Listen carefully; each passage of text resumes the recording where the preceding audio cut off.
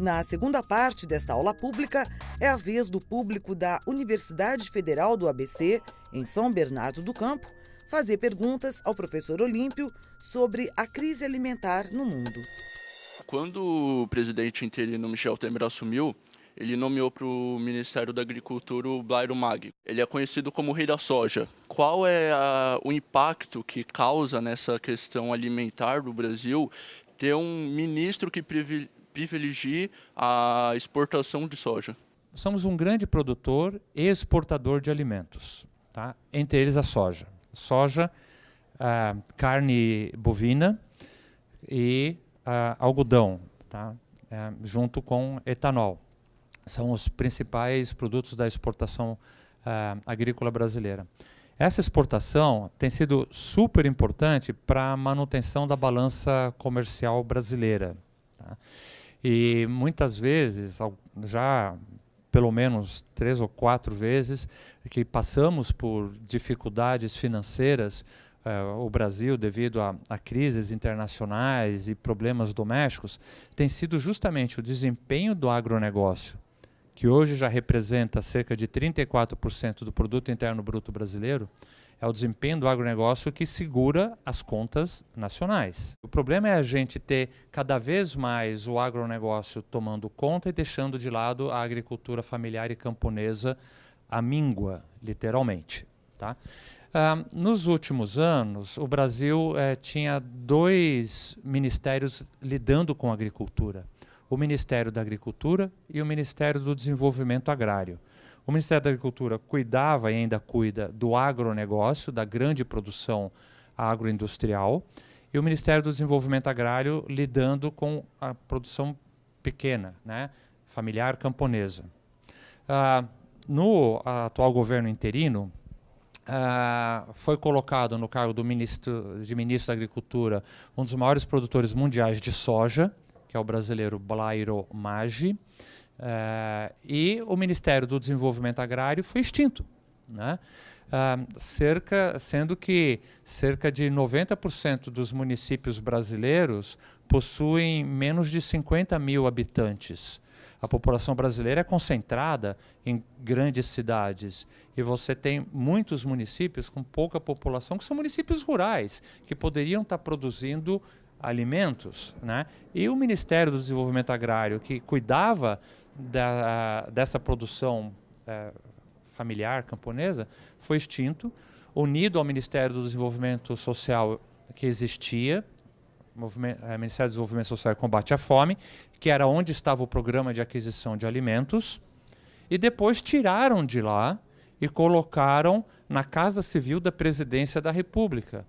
A Casa Civil, ela tem por objetivo ser um órgão de coordenação da atividade dos ministérios. Porque as coisas batem. Quer dizer, o Ministério da Agricultura faz uma coisa que tem a ver com o Ministério do Meio Ambiente, que tem a ver com transportes, então precisa de alguém para coordenar tudo isso. Quem faz isso é a Casa Civil. Ela não tem uma função ministerial, mas de coordenação. E colocaram o Ministério na Casa Civil. Então, basicamente extinguiram as ações de suporte à pequena agricultura no Brasil e colocaram um grande produtor. Qual é a leitura possível disso, né?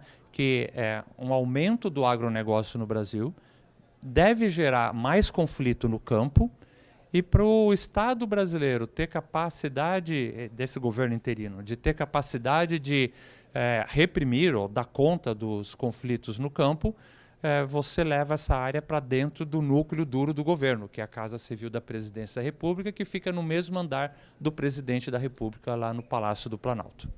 Num ponto de vista mais amplo, o que a gente percebe é que a gente caminha cada vez mais para a monopolização econômica, né?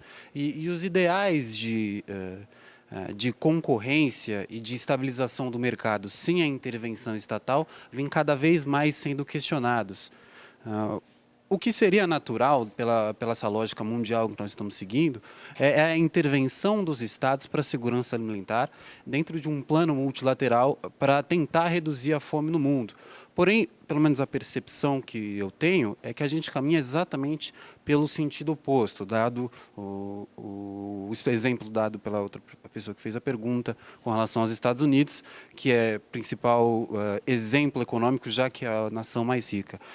Como a gente vê a perspectiva daqui a alguns anos da resolução desse problema, do ponto de vista do Estado, ou se nós caminhamos por uma ruptura das instituições, dada a cada vez mais influência econômica dentro das políticas públicas. Existe um conceito chamado arma alimentar, porque os alimentos podem ter o efeito de arma.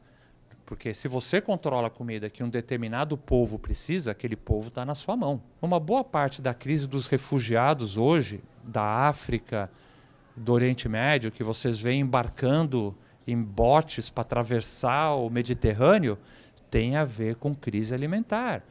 As pessoas saem da onde elas não conseguem sobreviver. E muitas vezes elas estão fugindo da falta de alimentos. A tendência no mundo inteiro, infelizmente, ainda é de aumento dos grandes produtores, que já têm uma característica monopolística, e isso deve aumentar. O Brasil está no meio termo. Tá?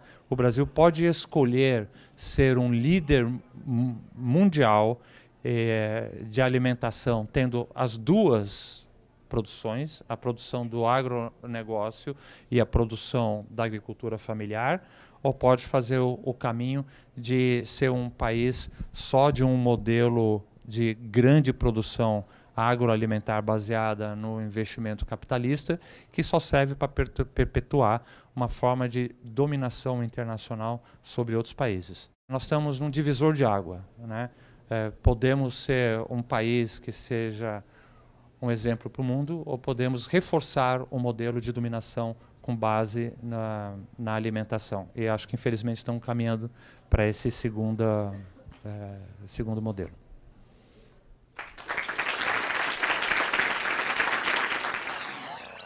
Trouxe muita estatística, muitos pontos cruciais para o debate e promoveu